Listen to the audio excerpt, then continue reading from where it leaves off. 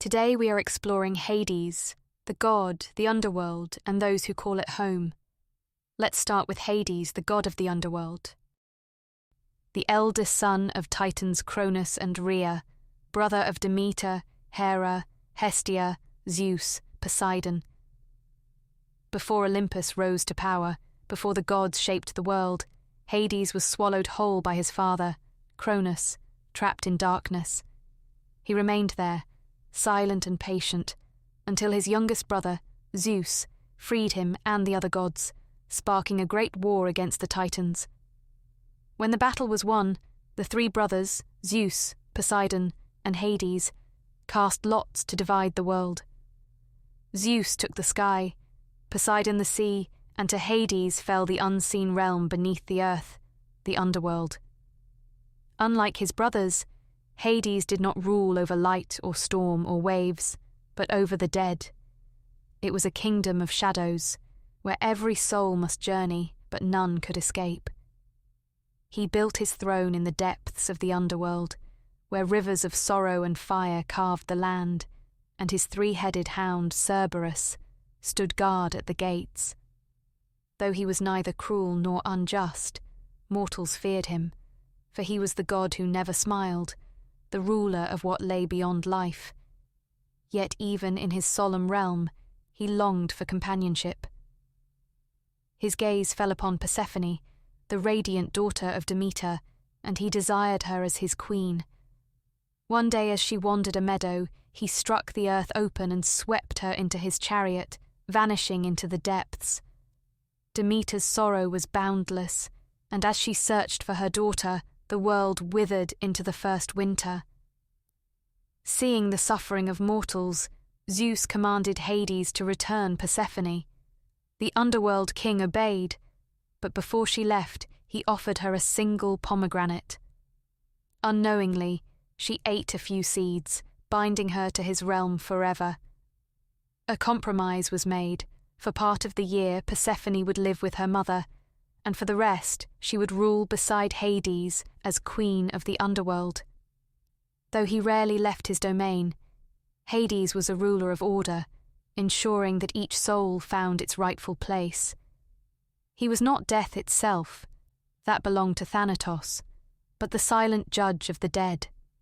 The Elysian fields welcomed the heroic, Asphodel held the many, and Tartarus punished the wicked. His helmet of invisibility, a gift from the Cyclopes, allowed him to move unseen, and he lent it to heroes like Perseus when the need arose. The Romans called him Pluto, the god of wealth, for all treasures of the earth, gold, silver, and gems, lay beneath his domain. Though feared, he was never reckless, never vengeful. He simply ruled as fate decreed, impartial as the passage of time. And so, in the depths of the underworld, Hades sat upon his throne. The last breath escaped the lips of the mortal, and the world of the living faded to shadow. No warmth remained, no sound but the distant rush of unseen waters. The soul drifted, untethered, drawn into the depths of Erebus, the land of primordial darkness. Here, where no sunlight could ever reach, whispers curled through the air like mist, lost voices of those who had passed before.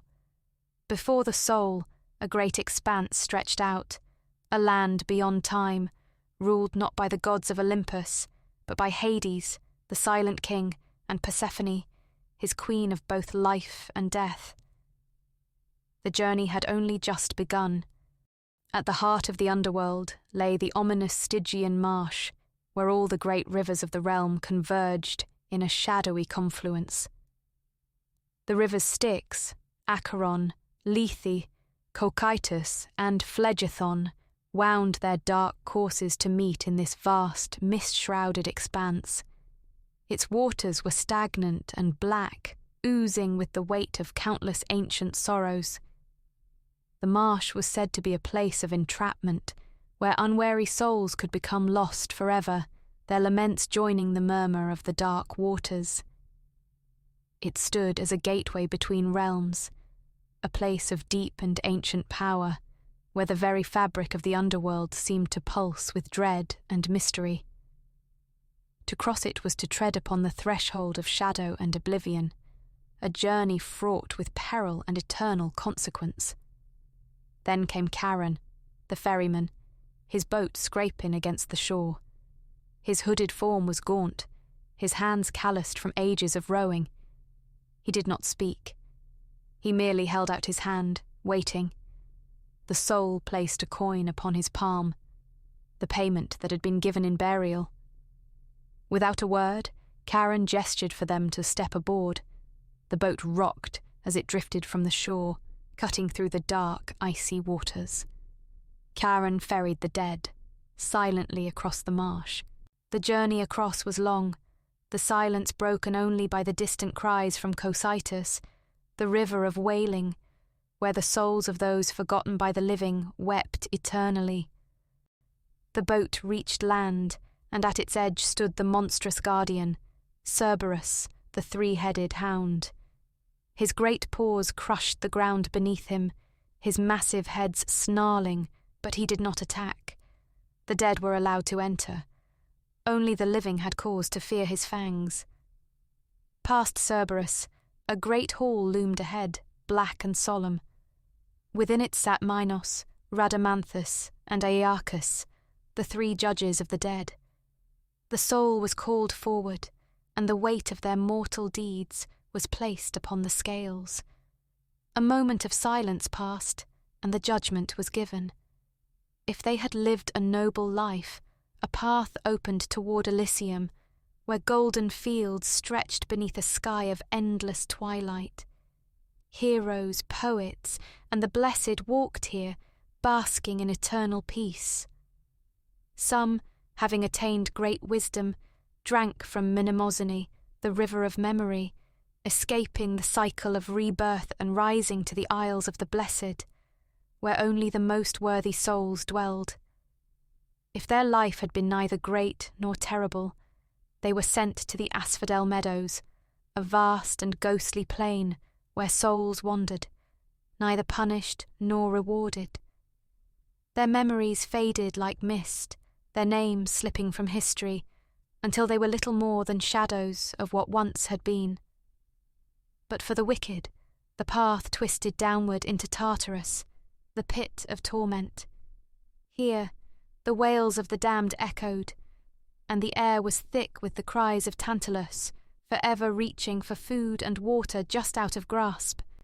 Sisyphus, cursed to push his boulder uphill for eternity, and countless others who had defied the gods. The flames of Phlegethon roared hungrily, and the Erinyes, Alecto, Megara, and Tisiphone watched with eyes full of vengeance, ensuring no sinner escaped punishment. Beyond Tartarus, deeper still, lay the domain of Nyx, the primordial goddess of night. Here, in a cavern untouched by time, she wove the fabric of darkness itself. Her sons, Hypnos, sleep, and Thanatos, death, dwelled there as well, watching over the passage of mortals from the world above. At the heart of the underworld stood a great palace, where Hades and Persephone ruled over the dead. This palace was sometimes described as being built of black marble, iron, and obsidian, standing in eerie silence. Unlike the lively halls of Olympus, Hades' palace was vast and solemn, a reflection of the realm itself. His duty was eternal, his kingdom inescapable. The underworld was no place of chaos.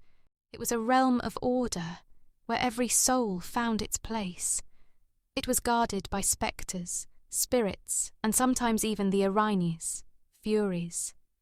Yet in the farthest reaches of the underworld, hidden within the dark groves of Persephone, stood something few souls ever reached. A sacred grove, where ghostly trees bore fruits of ivory and silver, untouched by decay, fruits that no living person could eat.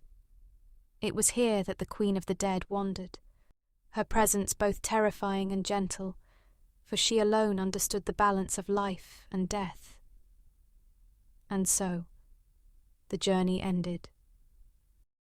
first appeared in Hesiod's Greek myth story around 700 BC. It was described as a vast chasm that was the lowermost region of the earth. Tartarus was the place of punishment in the lower world, where banished monsters and gods were sent. The earliest documented version of the name Hades was Aides, used in Homer's epics the Iliad and the Odyssey, around the 8th century BC. The name evolved into its more familiar form, Hades, or alternatively named Aidoneus, by the classical period, 490 to 323 BCE. Hades was the king of the underworld and a place. In the underworld, the soul's judgment determined where they resided in the afterlife, whether in the peaceful Elysian fields, the shadowy neutral asphodel meadows, or the dreaded depths of Tartarus, or for those suffering heartbreak, there was the fields of sorrow, a region of the underworld where the souls of those who died from unrequited love go. The fields of mourning stand reserved for souls consumed by unrequited love and those who died from a broken heart. The fields of mourning are located near the river Styx, and it is described as a gloomy place with dark myrtle groves and paths. Curiously, women dominate this realm's named inhabitants. Little is known of the asphodel meadows, possibly a realm of perfect neutrality for soul who lived a life that was neither evil or remarkable. The name comes from the asphodel flower, which is pale and ghostly, similar to the pale copy of the world, and it is located between the Elysian fields and Tartarus. In the underworld, there is place more closely resembling our modern concept of heaven, the Elysium fields, where only the most exceptional mortals and demigods enjoyed life without toil or pain. This peaceful realm, governed by Rhadamanthus or Cronus or both, featured eternal sunlight and flowering meadows. Here dwelled legendary figures like Cadmus, Peleus, and Menelaus. There is also the Isle of the Blessed, reserved for those who had chosen to be reincarnated thrice, and managed to be judged as especially pure enough to gain entrance to the Elysian fields all 3 times.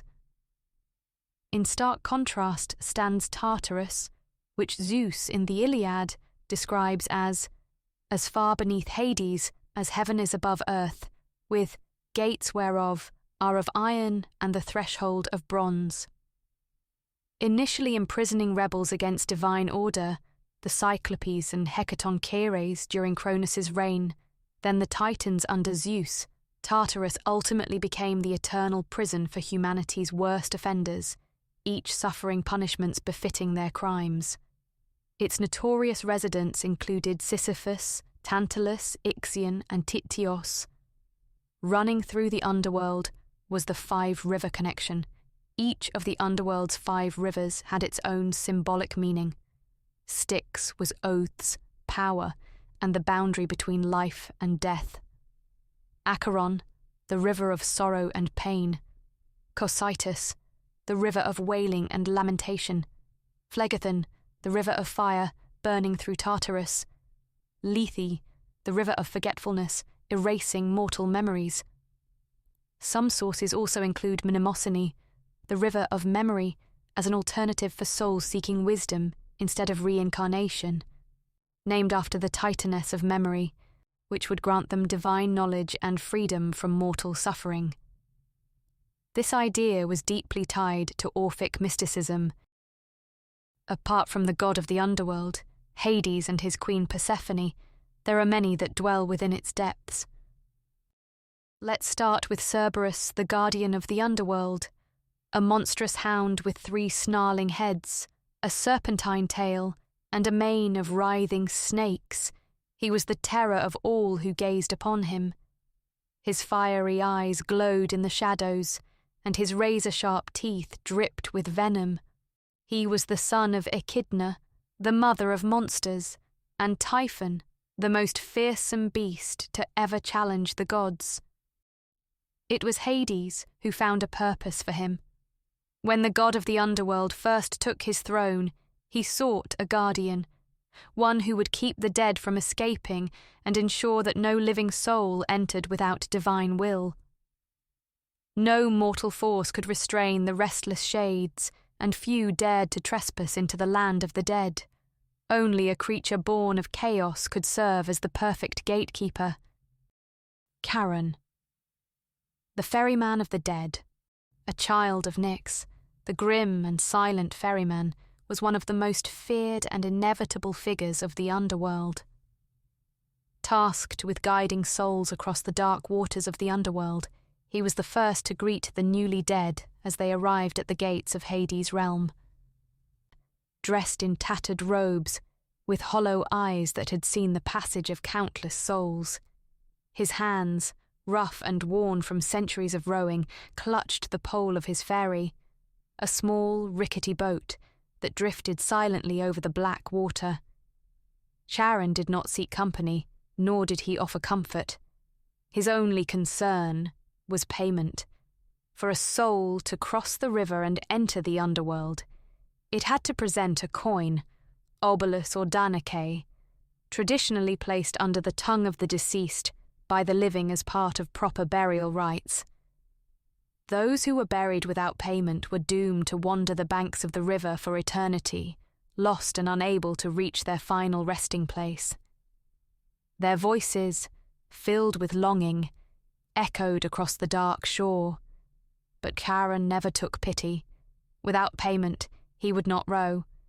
Though he was a figure of dread, Charon was not cruel. He did not decide the fate of souls. He was merely the guide, the silent passage between the world of the living and the realm of the dead. Some mortals, however, managed to enter his boat while still alive. Orpheus, armed with his lyre, softened Charon's heart with music, convincing him to ferry him across in search of his lost love, Eurydice. Heracles forced Charon to take him across by sheer strength, a feat so great that Hades later punished the ferryman for allowing it, and Aeneas, guided by the Sibyl, offered the golden bow, a divine token that granted him passage into the underworld. Despite these rare exceptions, Charon remained unmoved by the pleas of the living and the dead. Deep in the underworld, beyond the gates guarded by Cerberus and past the rivers of the dead, stood a great hall of judgment. Here, beneath the watchful gaze of Hades, 3 kings who had once ruled in the world of the living now sat upon their thrones, their task eternal, to judge the souls of the dead. The first was Minos, the mighty ruler of Crete. In life, he had commanded vast kingdom, his wisdom shaping laws that would outlive him. In the underworld, he had the final say in difficult cases, deciding the fate of souls when the other 2 judges were uncertain. Beside him sat Rhadamanthus, his brother, a man of unshakable justice and known in life for his fairness. Rhadamanthus judged the souls from Asia. The 3rd judge was Aeacus, once the noble king of Aegina. In life, he had been revered for his wisdom, sought after even by the gods. Now, in death, he judges the souls from Europe. Each soul that entered the underworld passed through their hands. Nyx. She ruled over darkness and the deep abyss, sometimes linked to the underworld due to her mysterious and powerful nature. The goddess of the night was the mother of many chthonic deities, including Thanatos, Hypnos, and the Keres, spirits of violent death. Hypnos, the twin brother of Thanatos, was the god of sleep, and often resided in the underworld. He lived in a dark cave where the river Lethe, forgetfulness, flowed, lulling the world into rest. Hypnos could ease suffering through sleep, or even make gods and mortals temporarily powerless. Thanatos, the personification of death. He was the god of peaceful death, which was ruled by the Keres. Unlike Hades, who ruled the dead, Thanatos was responsible for escorting souls from the moment of death. He was often depicted as a winged young man carrying an extinguished torch. Oneros, personification of dreams. They were the sons of Nyx and brothers to Hypnos and Thanatos. While Hypnos's role was to lull the dreamer to sleep, the role of the Oneros was to provide the dream experience, whether pleasant or unpleasant. Zeus sometimes used the Oneros to send messages to select mortals, and there were 1,000 Oneroi. Punishers of the wicked, the Erinyes, or Furies, were terrifying goddesses of vengeance who resided in the underworld. They pursued and tormented murderers, oath-breakers, and those who committed great crimes. Their names were Alecto, the unceasing, Megaera, the grudging, and Tisiphone, the avenging murder. They served Hades and Persephone but also carried out justice in the world above, ensuring no crime went unpunished. The Erinyes were sometimes called the kindly ones, the Eumenides, to avoid provoking them. The Keres, spirits of violent death, are daughters of Nyx.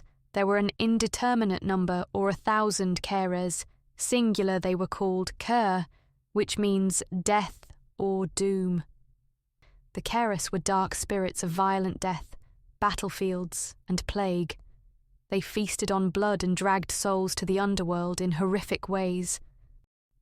Erebus, the personification of darkness, was a primordial god, existing before the Olympians and the husband of the goddess Nyx. He was closely tied to the underworld, often described as a shadowy realm between life and death. Some myths say souls passed through Erebus before reaching the deeper underworld. Styx, a goddess of unbreakable oaths and the sacred river that bore her name. Born to Oceanus and Tethys, she was one of the eldest of the Oceanids, but unlike her sisters, who danced in the rivers and seas, Styx was bound to the underworld, her waters dark and cold as fate itself. When the Titanomachy, the great war between the Titans and the Olympians, broke out, Styx did not hesitate to choose a side. Though she was a daughter of Titans, she saw in Zeus the future of the cosmos. With her children, Nike, victory, Zelos, zeal, Kratos, strength, and Bia, force, she flew to Olympus and stood before Zeus, pledging her allegiance to his cause. Zeus, moved by her loyalty, made a solemn vow. Styx would become the most sacred river in the cosmos, her waters, the ultimate test of truth among the gods. From that moment on, whenever a god swore an oath upon the river Styx, it became unbreakable. He was a shadowy and obscure spirit of the underworld, mentioned by the traveller Pausanias as a demon of decay. Described as having dark blue-black skin, like that of a rotting corpse, he was said to lurk among the dead, stripping their flesh to the bone. Eurynomos was a devourer, a silent force of decomposition that ensured the natural cycle of death. His grisly nature suggests that he was a personification of rot and decomposition, a force that worked unseen but ever present in the realm of Hades. Hecate and Hermes were two of the most important psychopomps, divine guides who helped souls navigate the realms of the dead. While Hades ruled the underworld and Persephone presided over the dead, it was Hecate and Hermes who acted as intermediaries, moving between the worlds of the living and the dead with unique roles in the underworld's complex order. Though she was a Titaness, she was honoured by Zeus and allowed to retain her powers even after the Olympians overthrew the Titans. She had dominion over the earth, sea, and sky, but it was her chthonic, underworld nature that made her one of the most feared and revered goddesses of the Greek world. One of Hecate's most famous roles was as a guide to Persephone. When Hades abducted the goddess of spring, it was Hecate who heard her cries echo through the underworld. Later, when Demeter searched for her daughter, it was Hecate who led her to Hades's realm. After Persephone became queen of the underworld, Hecate remained by her side, sometimes serving as an attendant, messenger, or guardian of her secrets. Hecate was associated with crossroads, especially those that led to the underworld. Ancient Greeks left offerings, called Hecate's suppers, at three-way crossroads, often at night, to appease her and ask for protection from wandering spirits. The souls of the dead were believed to linger at crossroads, and Hecate's presence ensured they did not trouble the living. She was sometimes called the Queen of Phantoms, as she commanded spirits of the restless dead. Ghosts, shades, and even monsters were under her influence, and she was invoked by necromancers seeking to communicate with the dead. She also led the spectral hounds of the underworld, and their howls were believed to signal her presence or warn of impending death.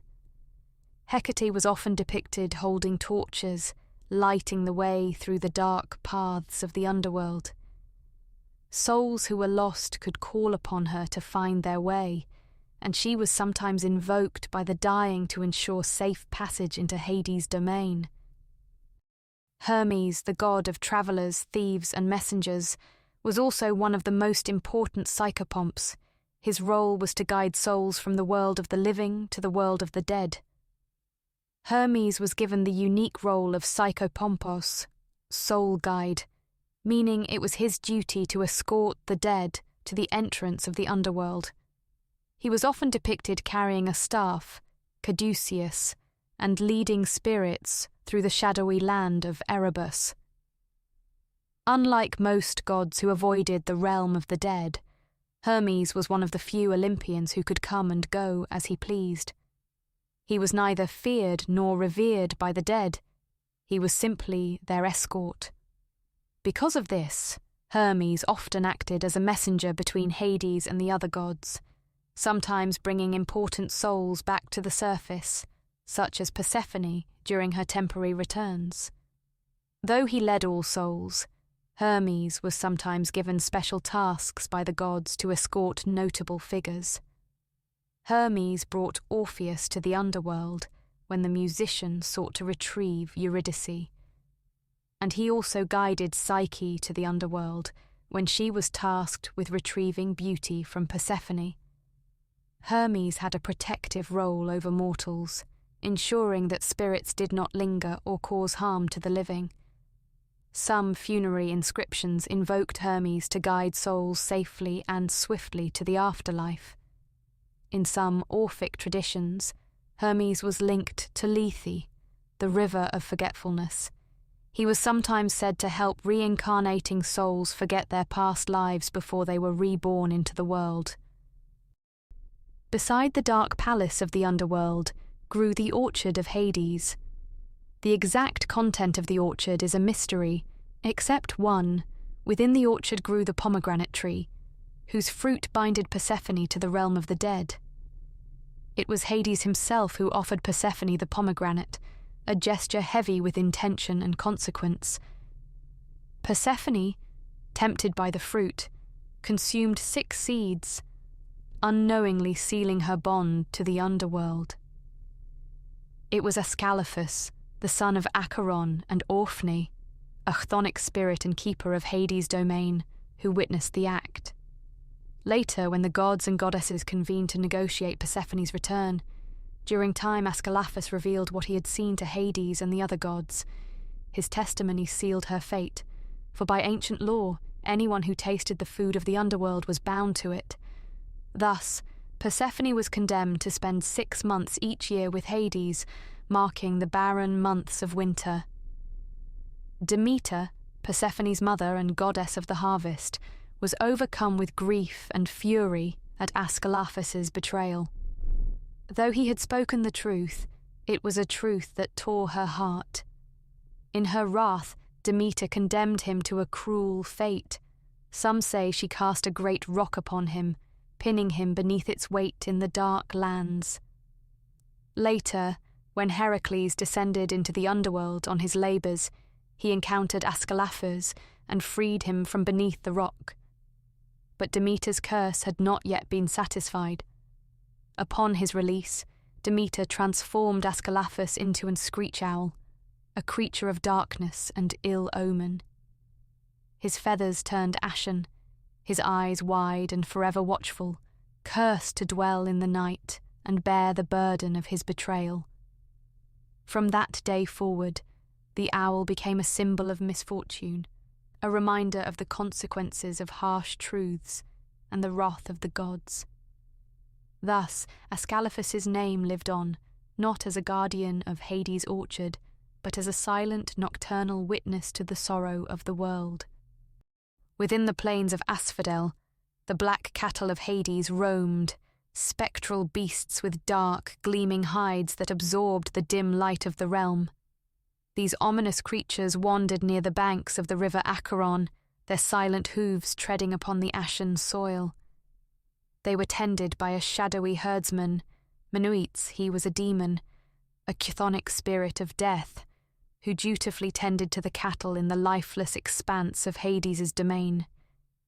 It is said that he had once been a mortal or lesser deity who found favour with Hades and was granted this solemn duty, ensuring that the cattle remained undisturbed in their endless wandering.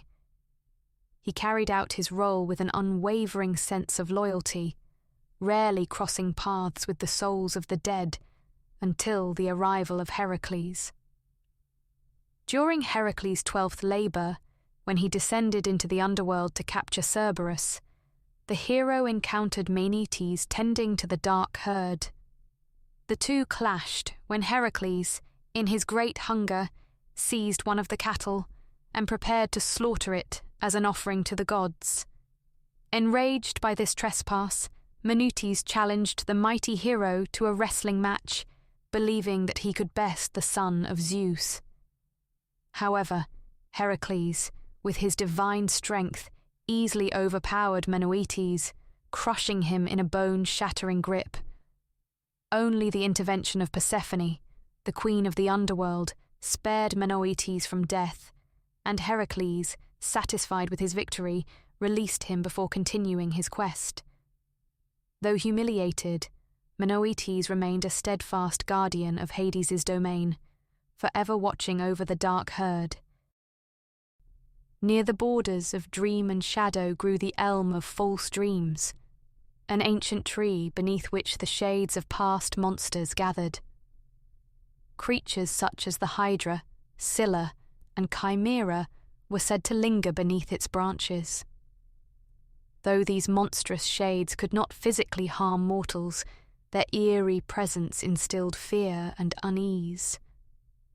The elm's shadow was deep, and from its boughs clung illusions that enticed and deceived. Another feature of the underworld was the white poplar tree near the river Lethe, the tree born from the transformation of the nymph Lus. Beloved by Hades, Lus was taken to the underworld by Hades, and upon her death, the god honoured her by transforming her into the pale, silver-leaved tree. The white poplar stood as a symbol of duality, its leaves reflecting both light and shadow, embodying the balance of life and death. Sacred to Heracles, who crowned himself with its branches upon his return from the underworld. The tragic tale of Minthe. Long ago, in the shadowy depths of the underworld, there lived Minthe, a beautiful nymph of the river Cocytus, one of the dark rivers that wound through Hades' realm. Her beauty was said to rival that of the goddesses, and it caught the eye of Hades himself. For a time, Minthe became his mistress, lying in the bed of the god of the dead and basking in his dark affections. But Hades' heart would soon be claimed by another, Persephone, and made her his queen. Minthe was cast aside, her place in the god's favour lost to the goddess who now ruled by his side. Yet Minthe could not let go of her former lover. Enraged by jealousy and wounded pride, she boasted arrogantly that she was nobler of form and more excellent in beauty than dark-eyed Persephone, and claimed that Hades would soon grow tired of his queen and return to her. Such words, filled with envy and insolence, were whispered in the dark and carried by the river's lament.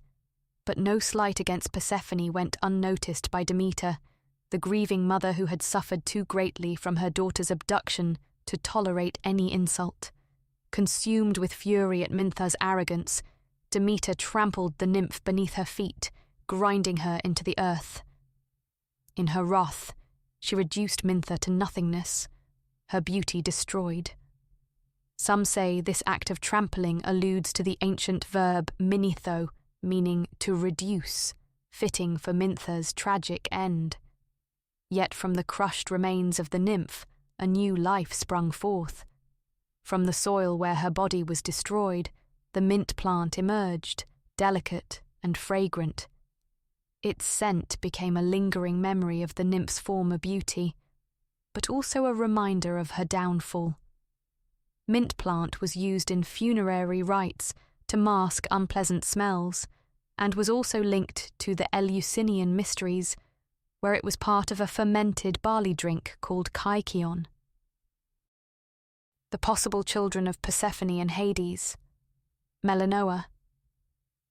She was a goddess of ghosts and nightmares, possibly a daughter of Persephone, either with Zeus or Hades. She had a half-black, half-white body, symbolizing her connection to both the underworld and the living world. She led wandering spirits and caused fearsome visions among mortals.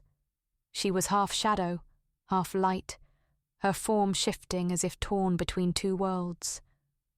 One side of her shimmered with a ghostly pallor, the other was dark as the abyss.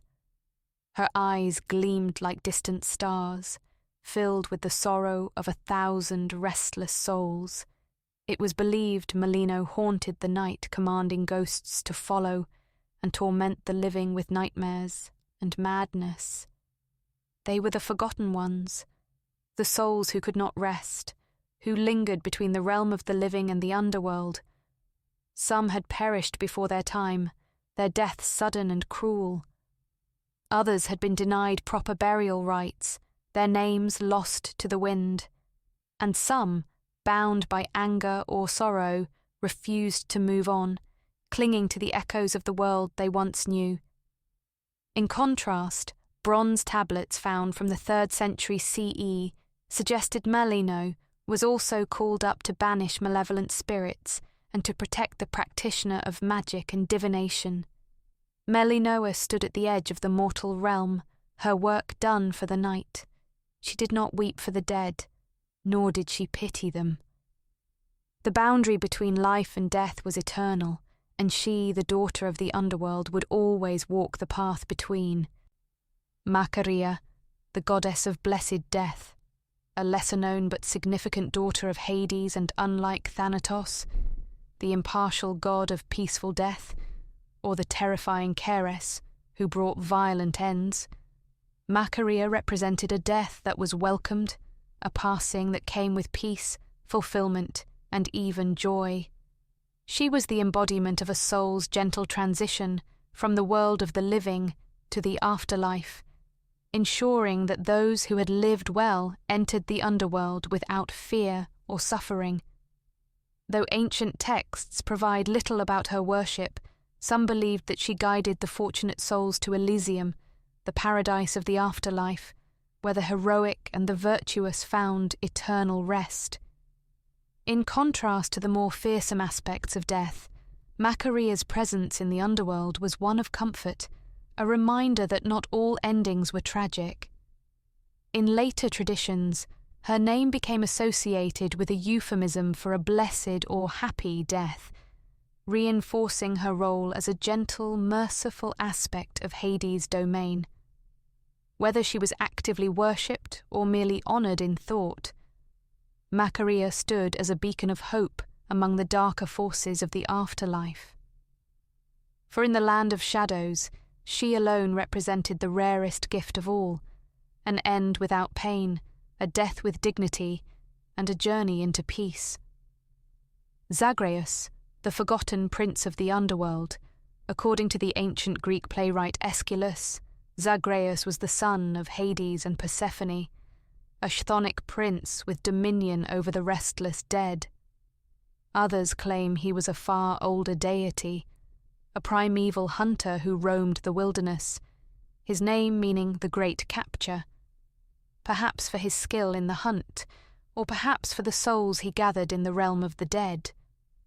But in the Orphic mysteries, his story became one of tragedy and transformation. He was said to be the firstborn son of Zeus and Persephone, a divine heir meant to inherit the throne of Olympus. Whether as a prince of Hades, a hunter of souls, or a god of divine transformation, Zagreus remained a figure of mystery, a god whose death was not an end, but a doorway to something greater. Hades, the solemn and unyielding ruler of the underworld, unlike his more tempestuous brothers, Zeus and Poseidon, Hades was neither cruel nor merciful, he was simply inevitable. Though often feared by mortals, Hades was not a villain. He was a just and patient god, bound by duty rather than desire. His rule was shared with Persephone, the goddess who straddled the line between life and death, bringing both renewal and finality to the cycle of existence. Together, they embodied the delicate balance between light and shadow, between the living and the dead. Until next time, may the tales of ancient myth continue to captivate and inspire.